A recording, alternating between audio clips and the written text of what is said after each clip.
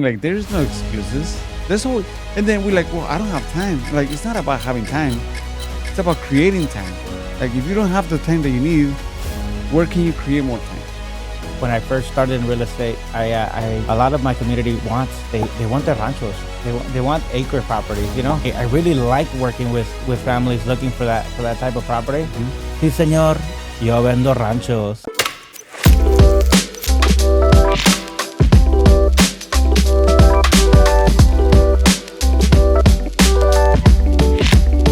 What's up, everyone? Welcome to the Goodbye Podcast. Today we have a special guest. This is somebody that I've been wanting to have for quite some time, and he's finally here. Mario Beltran, welcome to our show, man. Thank you. Thank you for coming. Thank you for the invite. I appreciate it. Yes, sir. Yes, sir. So I've known Mario for many, many years, and one of the things that I like about Mario is like he's always very optimistic, right? Every time I talk to him, he's like always on good spirits, and that's a huge thing to have. I mean, that's not easy to carry around on a daily basis, right? We have to stay positive and look forward to, the next move. All right, Mario. So, para todos los que están aquí en nuestro show, dinos dónde eres, where you're from, how long you've been in real estate, and what's the one thing that continues to keep you going?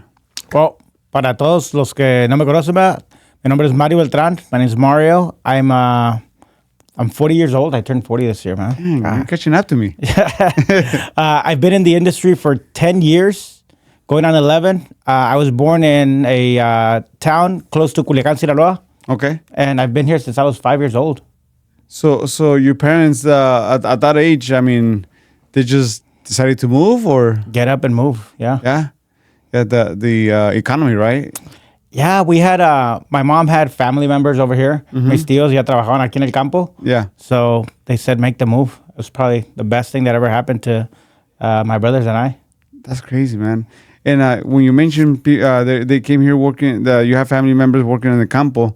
The other day I was driving by the 303. Yes. And Karina, she was amazed that there was a lot of people like working in the campo. And like, yeah, that's, a lot of people do that, still do that. It's never going to go out of that's a job that's always going to be in demand.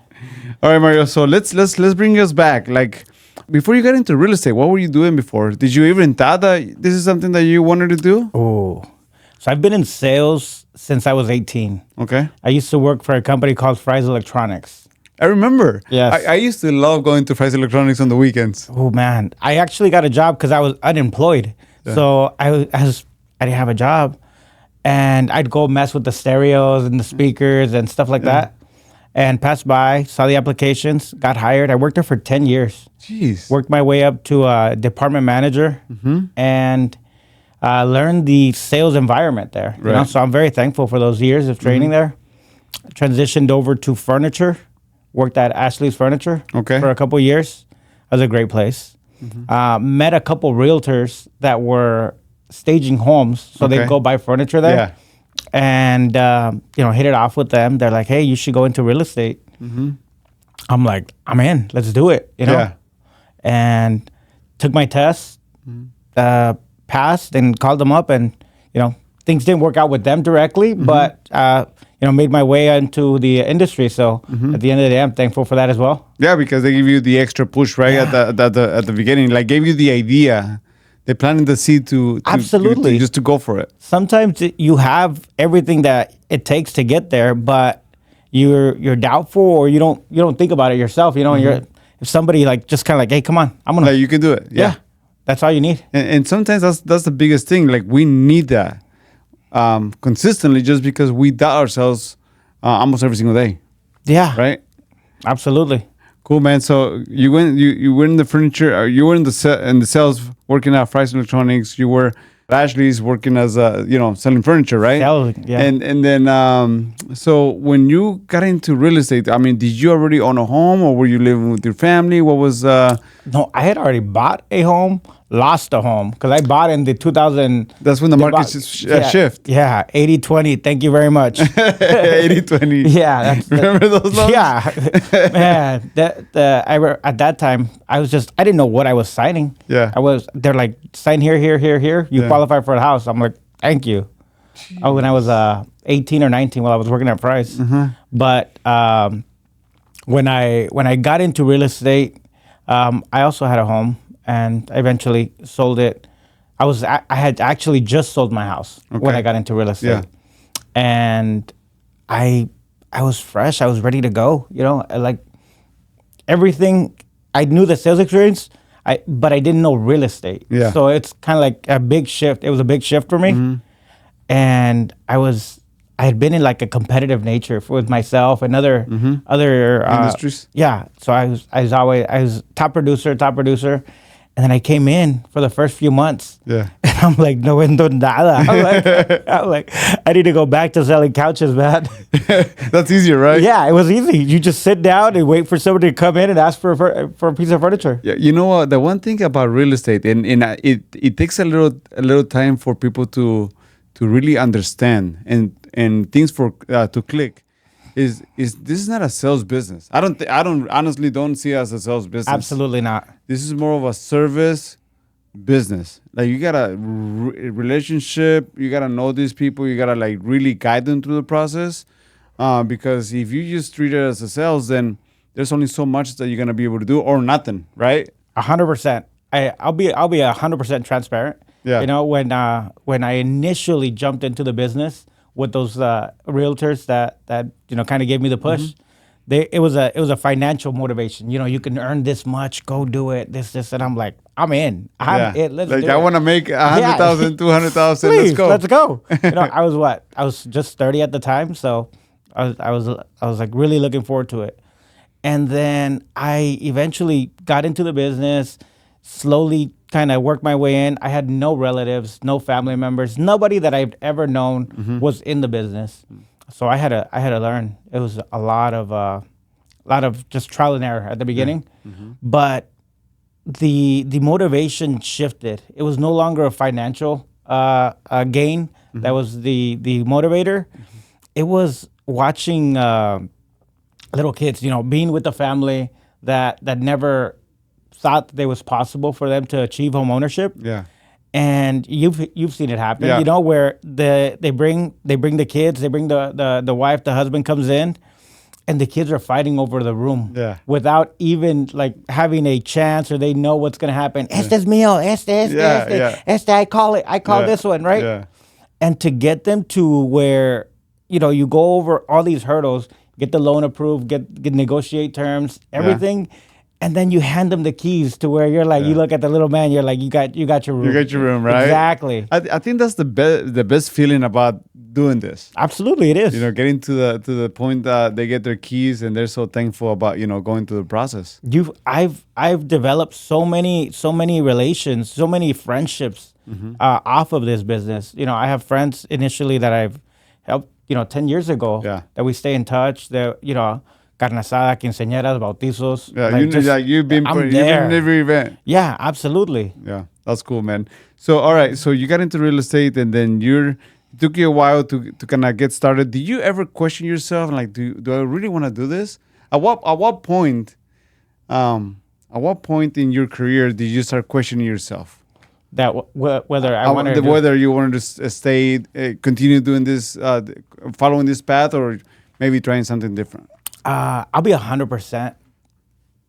That happened to me up to a few years back, like kind of like that COVID. During the process. During this kind of like time frame. Yes, I think I was tired of the repetitiveness, but it was mainly a mindset thing for me, I believe. Yeah. I'm like, you know what? I'm not sure. I don't want to be showing homes every day and doing this. I'm going to go into flipping. So I started buying homes to fix and flip. Yeah. And I was like, oh, beautiful. I work at my own pace, my own time. But the market kind of shifted during COVID. Yeah. So I'm like, I'm not enjoying this. I'm not. It wasn't for me. I miss the environment. I miss the day-to-day realtor relations, the helping the families out, really. Yeah. So, and that's the thing, like you can, the flipping business, it's you gotta be careful, right? Because like for instance, now anybody that purchased a house last year and the year prior, it's not a good business to be flipping a house, right? I mean, the margins are not quite there right now. And if you find a deal, they really have to have really good margins to be able to actually make a profit. But, if you stay with the traditional market, which is our bread and butter, that's what, that's the business that has kept us here. If you concentrate on that business, then everything else is just a different source of income. So you cannot let go of your bread and butter before doing anything else, right? 100%, and that's really the step that I didn't take into consideration. Yeah. So I was just like, I'm gonna stop doing this. I'll go that. But it's in addition to, don't stop doing real estate. And it was a big lesson. Yeah. But I'm here. Yeah. So during the process of doing the flipping and trying to get back into real estate, I mean, how long were you doing that for? Like, were you just kind of like for a couple of years, 2 years, like 3 years? 2.5, 3 years. Okay. Getting back into production, where I didn't follow up with past clients. I didn't do the norms. I thought I was out and clear from real estate directly, and no, I come back in, start. Basically, it was day one all over again. Yeah. But with all that past knowledge, with all the past experience that I had, all the fundamentals and how to reach out to people, how to structure, how to market, it just boom. It's like everything clicked. Right back in. It's like a fresh start, but with all the knowledge from previous. Sometimes or not sometimes, but a lot of times we have to go through these crazy hardships in a way, right? That's gonna it's life teaching you lessons. Like, hey, like now you understand that you should appreciate what you've accomplished. You should appreciate what you're doing right now. And because if you don't, you're going to go through those cycles more often than not. Absolutely. Just learning from those mistakes. I love it. Yeah, right? Yeah. So now that, marry, kids, like what's up with the family? How many happily kids married. do you have? I have 3 girls. So I'm a girl dad. Yes. Yeah, likewise. My oldest one just turned 18. She's graduating high school this year. That's awesome. I have a 12-year-old and a 10-year-old. Okay, so three girls, and any more? No, That's man. it. Yeah, you know how beautiful it is when you take a trip. No backpack, no diaper, no stroller, Right. no nothing. It's just let's go. No car seat. Dad, I'm tired. Can you carry me? You remember those Disneyland Oh, trips? dude. Yeah, it was horrible. Yeah. So Horrible in a way that like it's just something else to do. Now that you remember, like, man, I wish you were like a baby again, right? Like, absolutely. Like time goes so fast and they grow so quickly. But you're also not looking to have another baby right now. No. We gotta keep it that way. So now that you have an 18-year-old and she sees what you do, is that kind of like a motivator for her to like get into in the near future, or we've been talking about this the last couple months, and she's trying to decide on what realm she wants to go and what things to work towards. But at the same time, she's like, hey, why don't I just try this and work with you? You know what? The best part about you as committed as you are is sometimes our action, not sometimes, but most of the times our actions are bigger than our words, right? So if they're seeing what you're doing and being successful, no matter what they end up doing, they're gonna follow that path of staying consistent and being successful in whatever they end up doing. Right? Absolutely. All right. So now with been in the business for 10 years, 10 plus, going on 11. 10, 11 years. What's in the near future for Mario? Just do you have a 5-year plan, maybe 10-year plan? And what is what do you want to accomplish in the next 5 years per se? For myself, my personal self, my family, just acquire a few more properties. Just build a portfolio of properties. Continue doing what I'm doing here. Yeah. If my daughter decides to follow with this, follow along. Yeah. I do have my my mortgage lender's license, so maybe eventually just transition over. Yeah. Into lending, and then let your daughter carry on with. Just run with it with the clients, right? Yeah. Hopefully she uses me as a lender. You better do good. And with your current clients right now, like, what's the biggest takeaway? We spoke about giving them their keys, and that moment that we always cherish. But also, what do you think is the biggest struggle now in the industry that you have, kind of like the secret sauce to be able to help the consumer? I don't think there's a secret sauce per se, but as far as like what consumers are struggling with, Yes. yeah, I think it's they have everything is there at their fingertips. You know, all the information. It's beautiful how everybody has access to everything. I think it's that push. You know, like those people that came in and somebody to come and tell them. Financial education is huge for new buyers. Yes. Especially young kids. I see them. I mean, it's something that you go through as a phase when you're young. A lot of them want a brand new car, you know, Right. and that's really what hurts new homeowners to get into. So probably more education. More that can be your secret sauce, educating the client, right? Proper guidance. I mean, in this industry, sometimes they just don't follow the proper guidance, and then they are being affected, like done years later because they didn't watch their budget properly. I just had a client, recently that it's like, oh, they switched over from Verizon to AT&T, and that $1,000 iPhone will come back and haunt you. Right? It's an additional, an additional fee that you're paying on a monthly basis. Absolutely.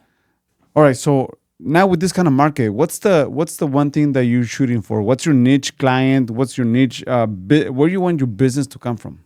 So years back, when I first started in real estate, I Spanish speaker, helping a lot of like Spanish speaking families.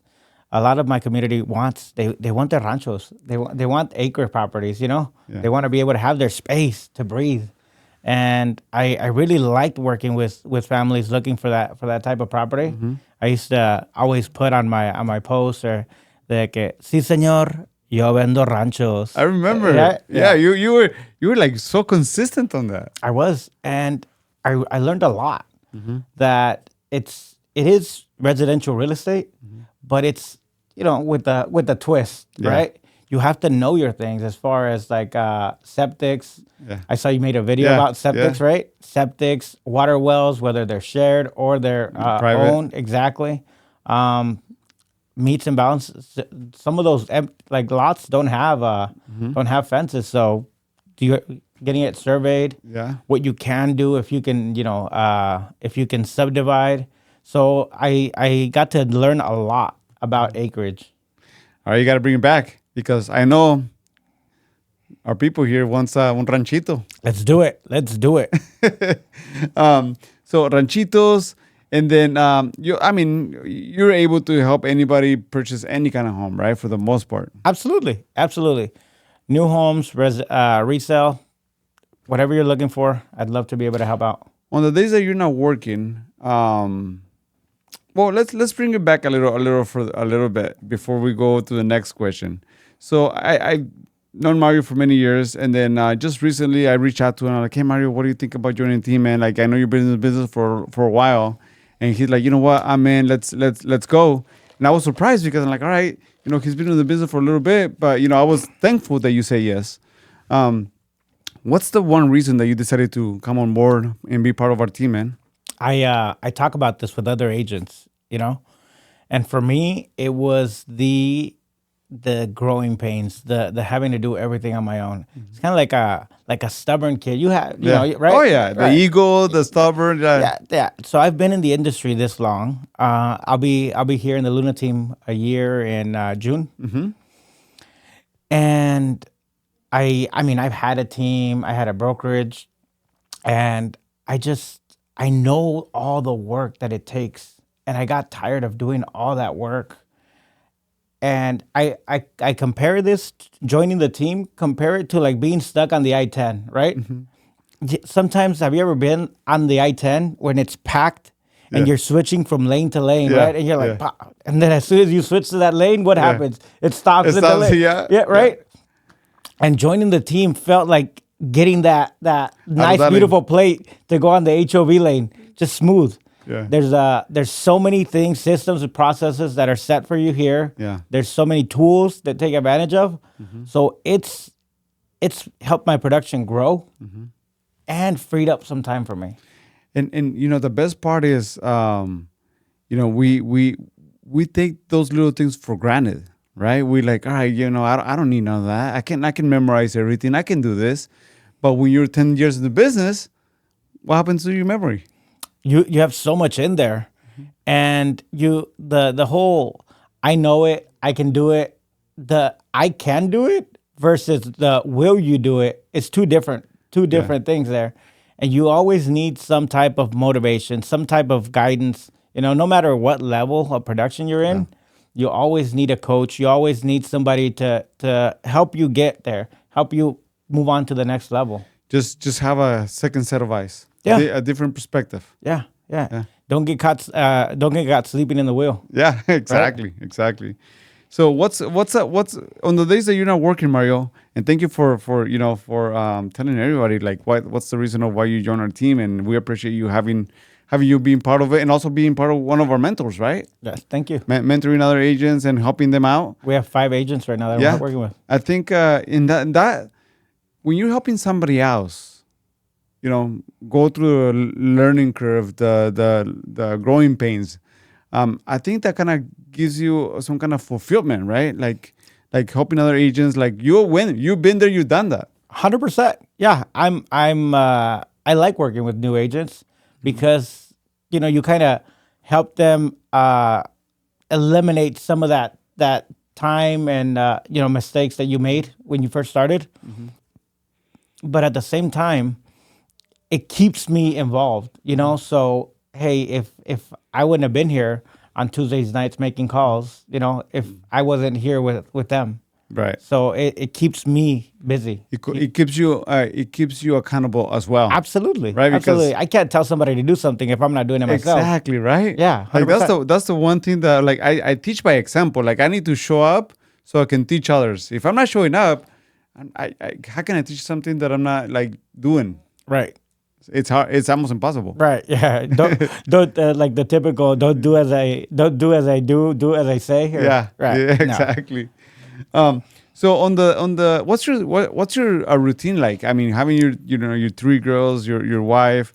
I know our wives and our kids are the biggest support system that we have to have, right? Having the family in align with what's the goal? Like, why are we doing this for?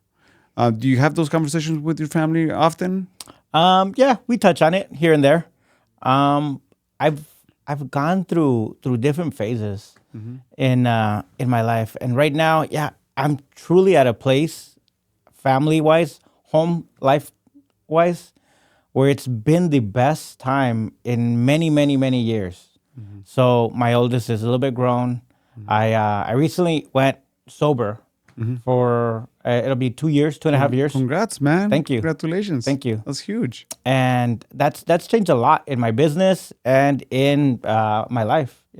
Yeah. Like home family life. So that helped out a lot. And just in general, we talk about we're a little bit we get together more often. We do things more as family, go out and enjoy the day. Be more present. Absolutely. Right. That's the biggest thing, is just being more present. And I think that was one of the reasons, like lead by example. I can do this, be present. Yeah, exactly. That's cool, man. That's awesome.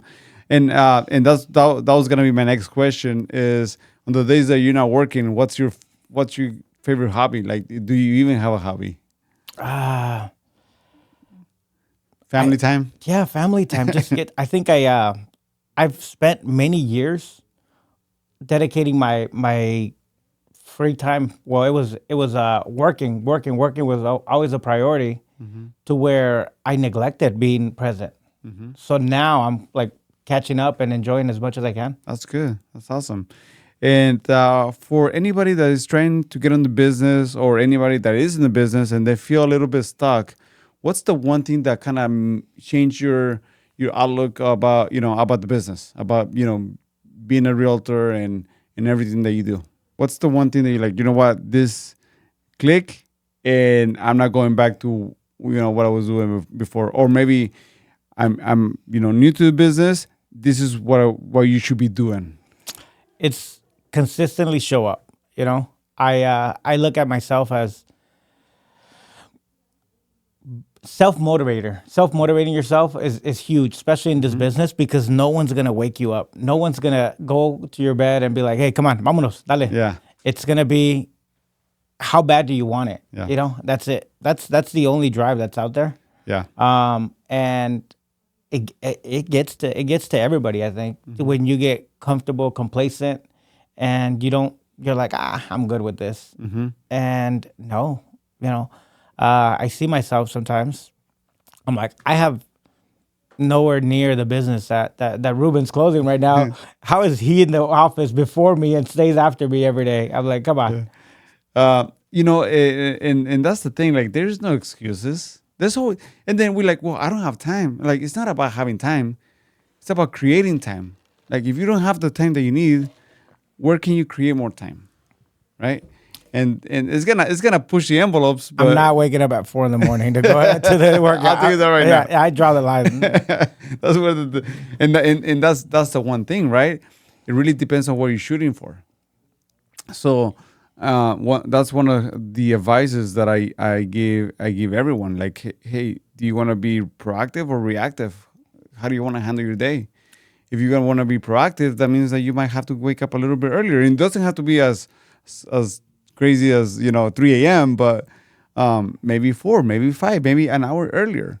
Is that gonna help you mentally first and foremost, that you can handle your day more in a proactive kind of way, as opposed to waking up always rushing and then arguing with your kids because they're getting ready, or maybe arguing with your spouse, or maybe just showing up to the office pretty late where you're just wasting most of your your days wasted. I have a lot of experience with that. And it was, I worked many years at just tackling the day as it came at me instead of planning the day. Yeah. And I didn't have a calendar before I came over here. I really didn't, but being this place has helped me get organized quite a bit.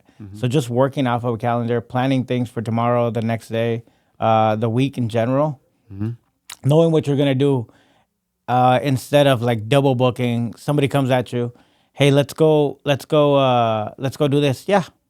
Let's go do this. Yeah. And you're not really, time blocking as far as call time, follow up, lead gen. Yeah. The structuring, having a structure. Yes. Yeah. Dude, you hardly ever see me having lunch anywhere else besides the office. You hardly ever see me going to a network event, just ran like week after week, right? Because I've been there too. I wasted so much time just doing that kind of stuff that you get to a point where you gotta wake up and appreciate the time that we have. So if you had to start from zero, no contacts, no listings, what would you do in the very first 30 days with this kind of industry, with this kind of market? Dive in straight into social media. I think it's a different world that we're in compared to when I started, 10, 11 years ago. The amount of exposure before, if you wanted publicity, you almost had to pay for it. Una revista, radio, or sweat publicity, right? Yeah. Door knocking, like. Yeah, there's pictures of me and my compadre. We were out here in 91st in McDowell, knocking on doors. We had no deal. We had nothing. We just had a stack of papers. Well, we don't have anything else to do but just talk to people. Yeah. Go outside the Food City, Ranch Market, talk to people, everything. But now you can create a video, post it, create some content, and just the amount of people that you can reach is unlimited. It's crazy, right? Yeah. It's crazy. So if you could go back and give your 18-year-old self a piece of advice, not about real estate, right, but about life, what would that be? If you can go back, all right, when I was 18 years old, I should have just started with this, or I should have done this, or maybe not, right? Maybe. I think everything that I've lived has helped me be where I'm at, you know? It has shaped Absolutely. the person that you are. Absolutely. I would have loved to have been in real estate, you know, since I was 18. Yeah. That's There we go. That will be it. I would have loved to. But who knows where I have a very, very personality that just it'll go hard on one thing, you know, straight. So who knows where that would have led me, you know, in if I would have been here 20 years already. Hopefully good, you know. I don't know if I would have been mature enough to handle everything. Right. But I think I enjoyed every phase that I had. 18 years old, going through retail sales and learning everything to where real estate did seem hard at the beginning, but it wasn't the sales. It was the product. It was the service environment and how to. Once I got the hang of it, and it was nice. One crazy thing is when I first started. Yeah. When I first started in real estate, I was helping one of my good friends' dad buy a house, and I was driving this older Infinity que se me descomponía a veces. And we got to one of the houses that he was looking at, and sometimes my car would not start. Yeah. And I'm like, man, I got there, and then it went click. I'm like, shit, it's not gonna start. When we get back into this car, it's not starting anymore. So we looked at the house, and I'm like, what do you think? You like it? We had 3 homes to look at. And he's like, yeah, I really like this one. I'm like, okay. I'll submit the offer, you know, like, see you later. My car is not gonna start. Yeah. And then he's like, I'm like, if you want, we'll just, postpone the other ones and we'll write the offer on this one. He's like, no, we're still, like, let's go look at the other ones. And I'm like, okay, if you want to look at the other ones, you have to give me a jump. And he's like, what do you mean? I'm like, my car's not starting anymore. I have cables. I'm ready to go. So he's like, yeah, let's go. Yeah. And Don Alberto, I sold him a house. It was really nice. But, I mean, there's so many struggles. Stories, right? Yeah, it's crazy. When you first start, man, it's hard. I remember now that we touching base about the struggles. Dude, I used to be like legit tie, nice dress pants, always looking very professional. But, here in Phoenix, 120 degrees. So I would come outside from showing a house and my shoes were this thick, right? I mean, dress shoes. My feet were burning and people would like talk forever. And like, I feel literally my feet like just boiling. So I told my client like, hey, we got to make it quick because my feet are literally boiling. Like we gotta go to the next one. You're a better man than me. I wore a shirt and tie. Fry's Electronics, if you remember that. Yeah. It was a retail store, but we wore shirts and ties, white shirt and tie every day. I wore a shirt and tie for 10 years, selling computers. And when I got into real estate, I'm like, no, I'm going to dress casual and flip-flops and shorts sometimes. Oh, I remember you. What are you like? What's up with this guy? Up with this guy, right? Yeah. Yeah. And then one lady, I remember we had I was working at a different brokerage, and our office was in like Old Town Glendale, kind of hidden behind this. And it was a referral. She came to me pre-qualified. Something had happened to her where she had been deceived and with some money and a house and a scam. And she walks into the office. First of all, she's like kind of sketchy office. And there's this Mario sitting there with flip-flops and shorts and just like a Bahama Bucks Panama Jack shirt just in the middle of in the summer, man. I'm like chilling. And she's like, ¿Usted es el agente? Sí, yo soy. Y yo vendo ranchos. Con todo respeto, dijo, tú no te ves como un realtor, dijo. Tú no pareces realtor. Y le dije, explíqueme en su mente, le dije, ¿qué es la vestimenta o cómo se viste un realtor? Pues de corbata, dijo, con saco y todo. Ay, oiga, le dije, está haciendo un calorón afuera. Dijo, no estoy para esas cosas. She was so doubtful of me. Yeah? So doubtful. And she's like, no sé, dijo, como que no te tengo mucha confianza. I did a search for her because back in the day, it was just like she was already pre-qualified. Yeah. I did a search for her. I'm like, esta casa está disponible. It fits your criteria. Vamos a verlas. Vamos, dijo. I found her a house that same day. Yeah. Locked it down, negotiated it. Boom. And we went through the whole process. Yeah. And then right towards the end, she's like, okay, ¿a qué horas me van a dar las llaves? I'm like, como las 4:30, 5. That's usually, record by then. Do you sure always send those to the... No. What was crazy for me was, I got to know her very well. We became great friends. And when at the end, she's like, okay, qué bueno, me da chance de ir a la graduación de mi hija. Que su hija, le dije, like, you've never showed up to anything. We've had multiple appointments, and you've never brought your kids, or I don't know if you're married or anything. Yeah. She's like, no, estoy casada, hijo, y tengo 3 niños. Pero nunca les he dicho a nadie que estoy comprando casa. Porque before, when she was buying a house, they scammed her with like $20,000. Oh, my jeez. And she lost that money. And her kids, they were excited about the house. They got very discouraged. And they would ask her all the time, Ama, ¿cuándo nos vamos a ir para la casa? ¿Cuándo nos vamos a ir para la casa? And she's like, Christmas time, nothing. And man, we sat there and we cried for like 10, 15 minutes. I'm like, how can people do that, Right? Yeah, it's crazy. That's crazy. But you're there, the guy with the sandals, ready That's to... it, yeah. Don't judge a book by its cover or a realtor by his shoes. By his dress code. Appearance. Yeah, exactly. But even though, don't get me wrong, appearance is everything. Yeah. Oh, absolutely. And more at the beginning, right? Like, you want to at least show yourself in a proper way. I learned... I think I took it to granted. There's an agent that used to work with us, Sherry. Yes. Sherry Spirit. Yes. Yeah. She was a flip-flops and right shorts.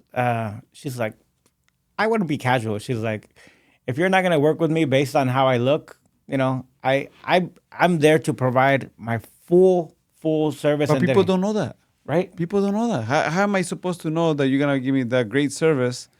If like, first impressions is one thing, right? And then you can probably get to the front door and like, turn around.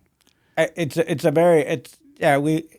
appearance does count a lot, And as I got older, I realized, so it's. And maybe once you get to know them, and they get to know you, maybe every once in a while show up in the flip-flops and they'll get it, right? I was an everyday thing, man. That was my uniform. Flip-flops and shorts. Yes. Good stuff, man. By the way, if I was you and you still have that contact information of that lady, I would go and record a quick video with her just to kind of... She moved out of state. Oh, she did? Yeah. Oh, man, that would be great content just to have that story. One of my favorite clients probably has been Gelacio. This gentleman, too, he was referred to me, and he bought a house on Camelback. He still lives there, Gelacio. And I remember he only qualified for a very low amount, and he'd been like, other agents had told him, no, I can't. Yeah. I can't find you anything for that price. And I had nobody, so I'm like, yeah, I'm gonna help you. We're gonna find it. We found a house like in 2 days. Yeah. It was a house that needed quite a bit of work, but he didn't mind doing the work. He's like, con que tenga 4 paredes, dijo, yo me encargo de lo demás. Yeah. And then I'm like, why do you qualify for so little? Le dije, ¿por qué Califica tan poco? Sí, ¿en qué trabaja? Dijo, landscaping. Dijo, yo hago landscaping en los fines de semana.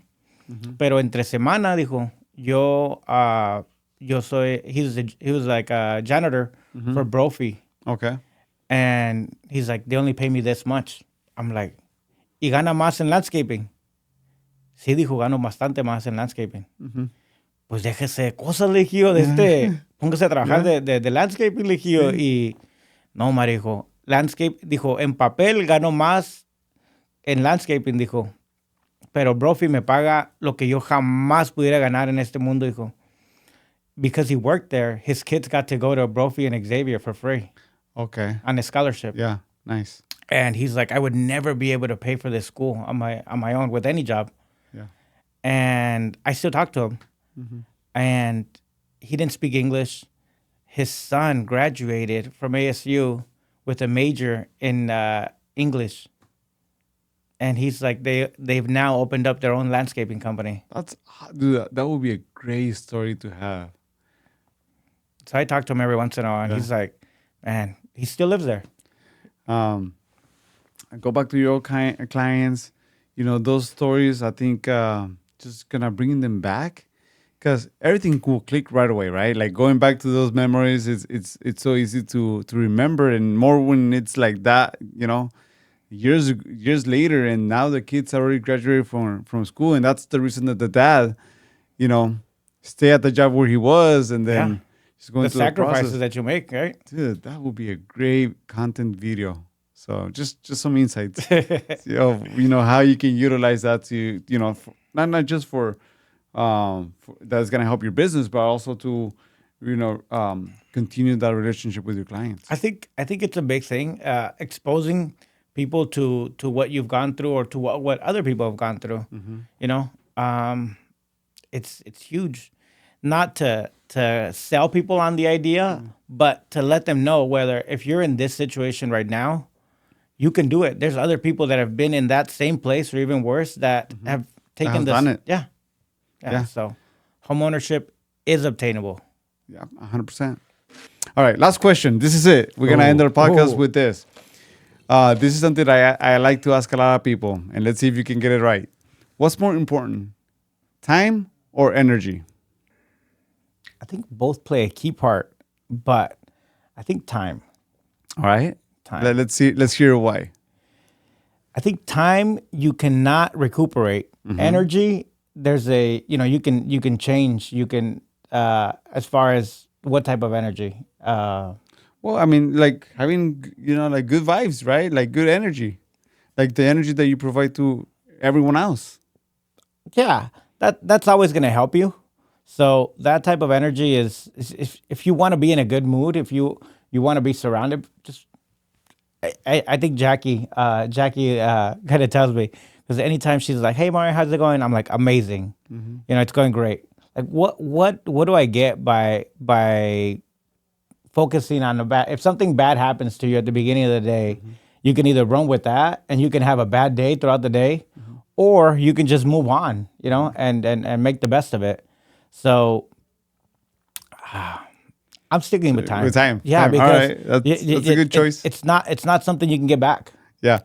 And you're absolutely right. So on the flip coin, energy.